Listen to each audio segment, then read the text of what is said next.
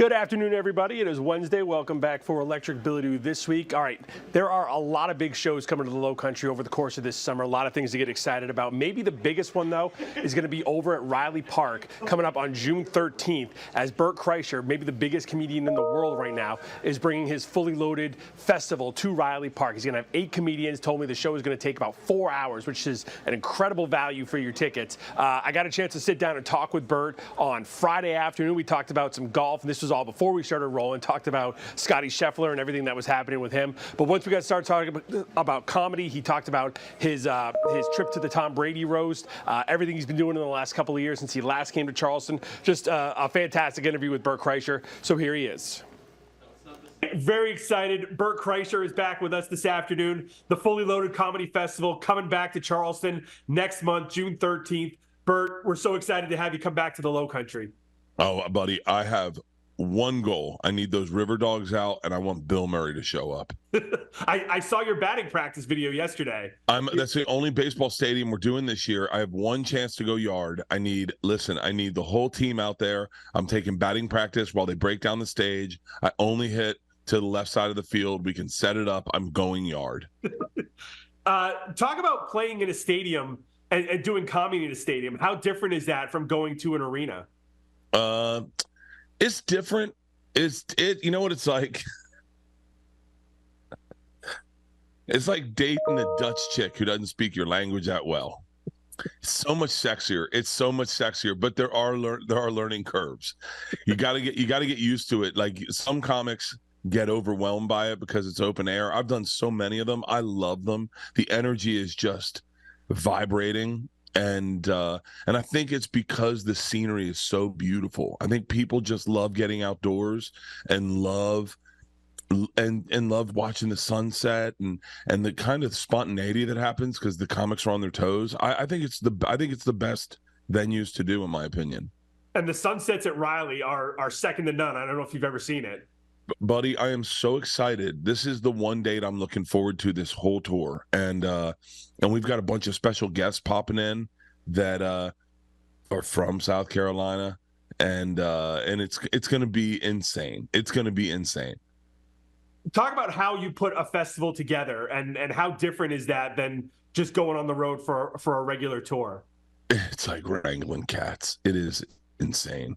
First of all, when I put this festival together, it was because I'd done this summer festival during the pandemic in drive-in movie theaters. And after I did it, I thought, what if I did this on a bigger level and I did it with a little more infrastructure and not just the drive-in movie theaters, but amphitheaters, arenas, baseball stadiums. And what if I brought I remember at the time I said, what if I brought like 4 of the best comics in the country? And then as we started looking at budget, my wife's like, this is only successful if we do it 11 years in a row. And if we only do it 11, we're going to do 11, we got to do it 2. So she goes, let's not make money. Bring 8 comics. Bring your favorite 8 comics. And so that first year we did it, we brought 8 comics, and it was insane. It was so fun that other comics started talking about it, going, how do I get on it? And I think it's gotten easier to get great comics, but at the same time, it's as the bigger it gets, the more intense it gets. And, at this point in my life, I feel like I'm promoting so much stuff. I have the vodka. I have my tour I'm wrapping up this week. I have, I'm working on a special in July. So this tour for me is going to be, and then I take 9 months off. So this is like a real present to myself. I'm hanging out with the best comics. I'm getting ready for my hour. They're all going to watch it. They'll give me notes. And so I'm like pumped. I was going to say, getting to hang out with 8 other comics, backstage and throughout this festival, that's got to be the best part for you, is just the camaraderie. Oh, we have conversations. I mean, we do podcasts every now and then. Like one of the funniest things we ever did on this, we were talking about Eddie Griffin has in his rider. He's always had that he wants new Air Force Ones. And these comics were trashing him. They're like, can you believe that? I go, guys, it's in his rider. He's paying for it. And they're like, what, for real? And so we all made public apologies. They're like, Eddie, Big J was like, I'm sorry, I've been trashing you about these Air Force Ones. I didn't know you were paying for it. And then Dan Soder's like, Eddie, I have huge apologies, man. I didn't realize you were paying for these. And then I was like, Eddie, I know you just found out you were paying for these, but we have, it is the best, man. And we get up early. We're in these beautiful venues. We do activities during the day, and then we go do the show at night. And it really is. It's funny. it's a proven concept that I knew would work. And when we did the Brady roast, it was 3 hours long, and everyone was like, "How, man, can you believe that it was 3 hours and everyone crushed?" And I was like, "Yeah, fully loaded is 4 hours, and everyone murders. Everyone, comedy's at a place right now where it's just hot as a candle, and people are dying for good, irreverent, freedom speech comedy, and that's what we're bringing." You got, like you said, some huge names coming up on this tour with you. You get Dan Soder's coming. David Tell is a legend. But who's someone on this festival that people might not know that they're going to be blown away by when they see him? That's a great. I bring Chad Daniels. Chad Daniels is someone we all know, and Chad Daniels is a guy moved to LA, young, super hot. Everyone wanted to work with him, and then he just decided, nope, I'm gonna have kids move to Minnesota. So he moved to Minnesota, raised his children, and he is a murderer on the road. And when we bring him out, he is someone that's been low key, not a big social media guy, just a monster comic, and everyone always goes, man, that guy is the guy. And he is, I'm telling you. I think not enough people know about Dan Soder. Dan Soder's been doing television and a radio show for so long, and he quit it all to focus on his stand-up. Dan's last special on YouTube is so good that I really think that, the first year we did it, it was Shane Gillis. Shane Gillis, I knew he was going to pop. Stavi, I knew he was going to pop. And I really think Dan Soder is someone that is going to be doing arenas real soon. And I same with I mean, all these guys. Big J Okerson, when he gets in the cut, he gets up on stage, he sits on a stool in front of 15,000 people, sits on a stool and does crowd work and murders.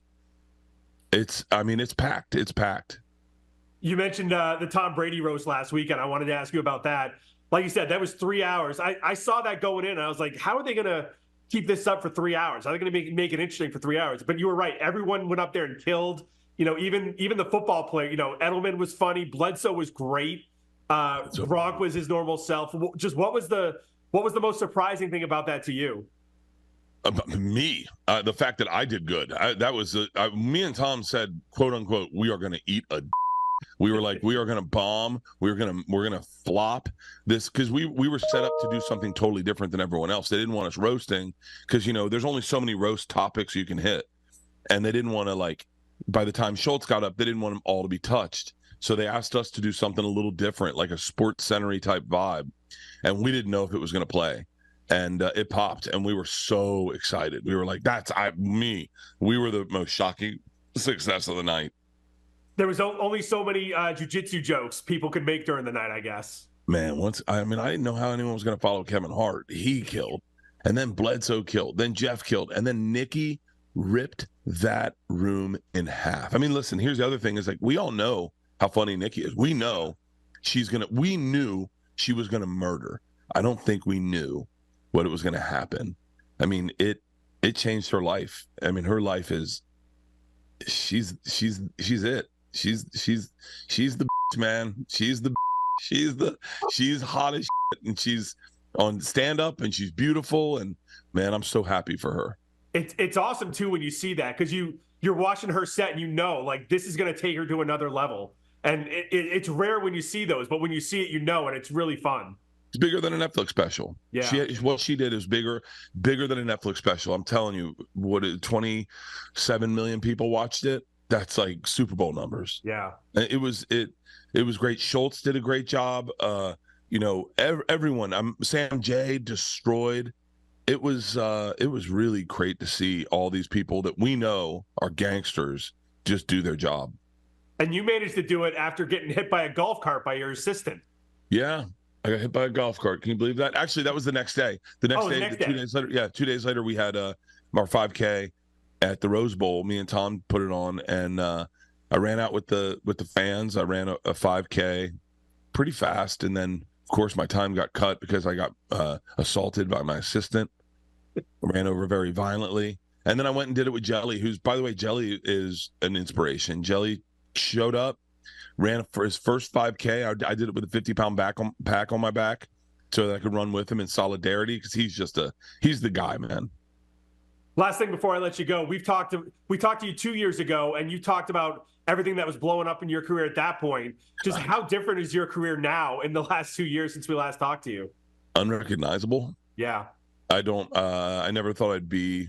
I never really ever thought I'd be where I am today, and I think out of all the people I know that have had really big things happen in their career, and it's funny. I watched it happen to Nikki in real life. At the roast, and then at the after party, and then in her green room, I was talking with her and her parents, and I recognized the look in her face of like what happened. What? And you're like, yeah, get ready for the ride. The ride's a crazy one. You got to hold on tight and be grateful, and don't let it mess you up. And remember that you were a loser 2 days ago. 2 years ago, 8 years ago, people were looking over my shoulder in conversations, waiting for someone famous to walk up. And then all of a sudden they start making eye contact, and you're like, oh, okay. But yeah, I am so grateful for every opportunity that's been gifted to me, and so happy that I was ready for them. And I'm just like, I'm the luckiest kid in the world. Well, Bert, like I said, we can't wait for you to come back June 13th over at Riley Park, the Fully Loaded Comedy Festival. We're so excited, and thanks so much for taking a few minutes. Awesome, brother. We'll see you there. All right, thanks so much, Bert. I appreciate Thank it. you. All right, thanks so much to Bert Kreischer for joining me this afternoon. His festival tour over at Riley Park going to be June 13th. Lots of great comics going to be there, so definitely get over to Riley for that one if you can. Now, we are going to be back here Friday afternoon with the Friday Night Lights tailgate, recapping a busy week of high school sports as the baseball and softball state championships tournaments start to wind down this week. We should have a champion by Friday in softball and by Saturday at the latest in baseball as well, except for 5A, which could go to Monday because of all that drama. We'll recap that on the Friday Night Lights tailgate as well. And don't forget our first River Dogs broadcast on Bounce 5.2 coming up Friday night at 7 o'clock. We will have a full half-hour special coming up at 6:30 as we preview the River Dogs taking on the Down East Wood Ducks. So we will see you all over the place until then. Everyone have a great week.